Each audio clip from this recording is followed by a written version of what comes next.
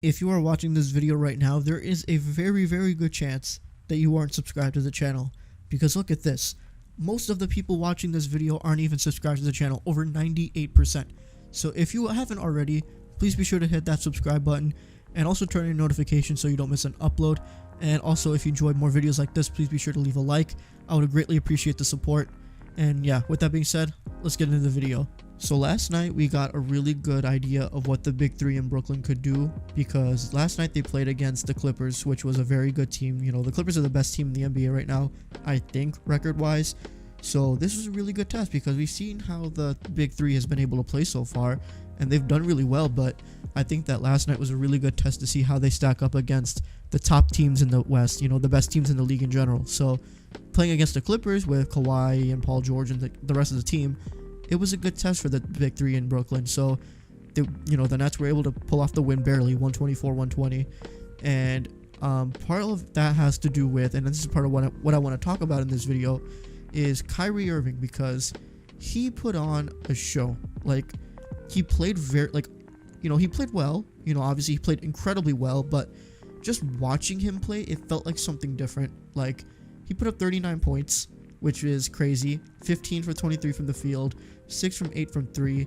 I mean, he just put on an incredible show. And, you know, everyone's going to talk about that 39-point game, but if you watched that game and you watched Kyrie do what he did, it was just like, you were just left in awe, and you were reminded why Kyrie Irving is so good.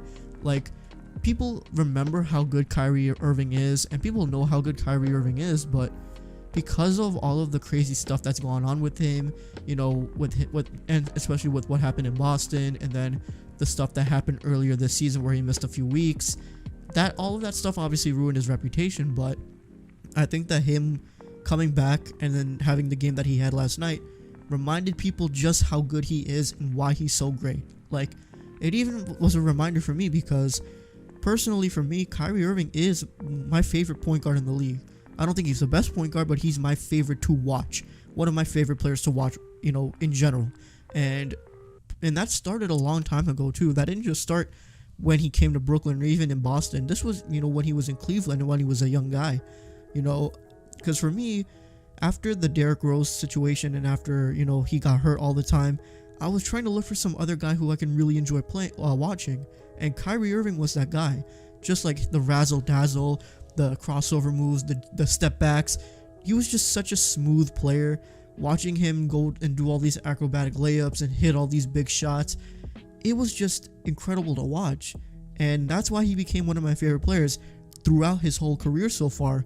And last night I got a really good reminder of why he's so damn good and of what he can do. And I'm so happy that happened, because he just put on such an incredible show. He was hitting the shots in the game.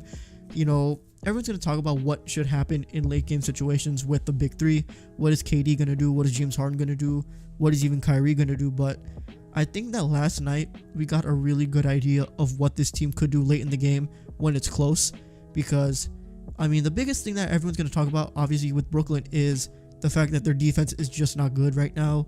But with how dominant their offense is, they're the best offense in the league, like, with no question. How do you stop this team? Like, especially if you have Kyrie Irving doing what he does.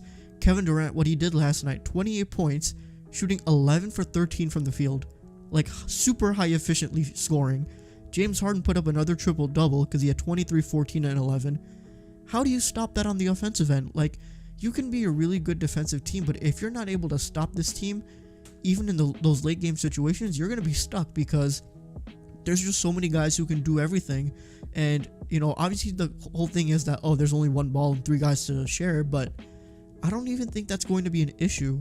Like, even in the playoffs, like, with the way that this situation has gone so far, I really don't see any issues with the Brooklyn Nets on offense. Like, people's going to talk about who's going to share the ball.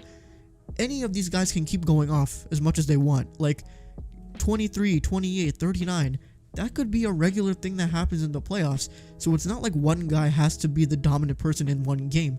You can have all 3 guys just going off like they did last night. And when it comes to late in the game, it could depend on who's having the best game, who's hot right now. Or you can just do whatever, because it wouldn't matter, because you can't stop them. Kyrie Irving was hitting big shots late in the game. He hit that clutch 3. He was getting to the basket like super easily. But then also Kevin Durant was hitting, pull-up mid-ranges that are just unstoppable. James Harden was making plays and hitting shots too. So, I mean, there's just no stopping the Brooklyn Nets right now. And I think that, and everyone's made a good point about it last night after the game, but with the way that their offense is and just how good it is, that alone could take them to the championship. Like, even if their defense is not great, as long as they're not just constantly giving up points, I think they're still going to be okay. Like, they gave up 120 points last night. The Clippers played well too. I mean, let's look. Paul George had 26. Kawhi Leonard had 33. Nicholas Batum had 21. So it's not like the Clippers had a bad game at all. They played really well too. But again, when it comes to who's going to score the most, I'm going to pick Brooklyn over any team in the league. And what other teams are going to stop them offensively? Well, that's going to be the question, especially when we get to the playoffs. I just don't see, and I know this, I have Kyrie Irving in the thumbnail and stuff, but I'm just so happy to watch him go off like he did. But then now I'm also thinking, what is next for this Brooklyn Nets team? Because if they're going to continue to do this, they're going to win the championship easily.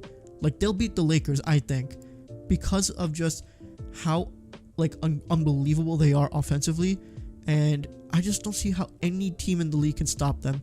The Lakers, to me, are the best team that can try, but that doesn't mean they will. The Lakers, to me, are going to be have the best chance to stop them defensively because they are a good defending team. But, I mean, when you have so many weapons, and if the game is close, how are you going to stop them? Because they have so many guys who can hit late game shots that it's just not going to matter who you put on who, because you can put Anthony Davis on anybody.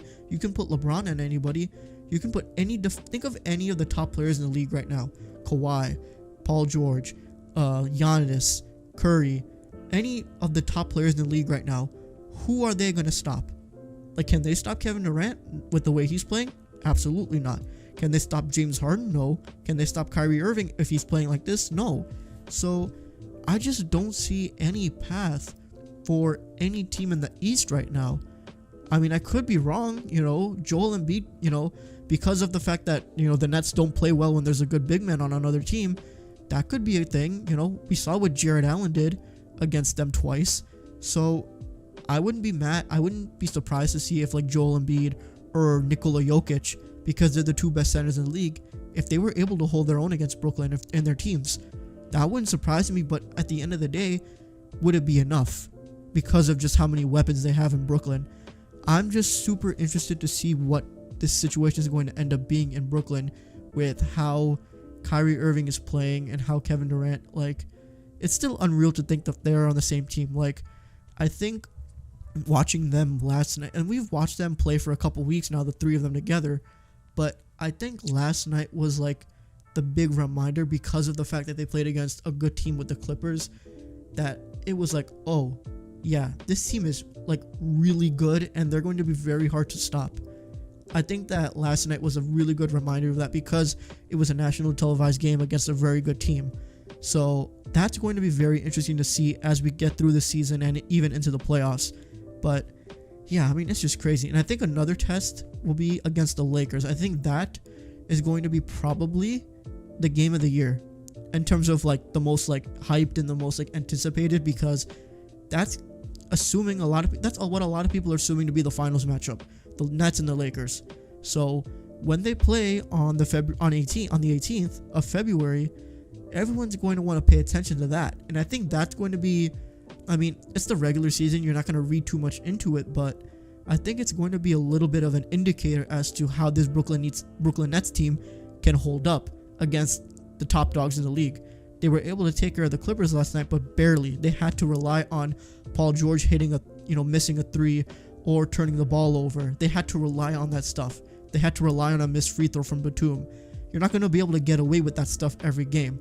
So I think that when they play against the Lakers, the next time they play against the Bucks, when they play against the Sixers on Saturday, I think that those games are going to be really good tests for the Brooklyn Nets to see how they actually stack up. This was a very good sign for them, beating the Clippers like this. And if they continue to do what they're doing, if this big three continues to do what they're doing, I mean, I just don't see how anyone can stop them. I do think that they can win the championship like that. But I mean, yeah, it's crazy to watch. I mean, I'm happy because I'm so happy that Kevin Durant's playing the way he is, and Kyrie Irving, because man, they're just so fun to watch, you know? Like, people think that the big threes are not fun to watch because they're just so overpowering and so dominant, but I felt that way a little bit about Golden State, but they were still fun to watch. And I think the same way with Brooklyn. Like, they're just so fun to watch because they have so many guys who can do so much, you know? And Kyrie Irving is, in general, just like one of the most entertaining people to watch when he's on fire. So I'm happy for him. I'm happy that he's playing well, and he seems to be doing well mentally too, which is very important. So I'm happy to see that. But yeah, I'm very interested to see what this Brooklyn Nets team does throughout the season, because if they continue to do this, then I don't see how anyone can stop them. All right, I'm going to wrap it up here. Thank you guys so much for watching, and if you enjoyed, please be sure to leave a like. Comment down below what you think about Kyrie Irving's performance and what you expect to see from the Nets in the future in this coming season. Let me know what you think in the comments, and if you haven't already, please be sure to subscribe to the channel, turn on your notifications, and yeah, thank you guys for the continued support, and I'll see you guys in the next one. Peace.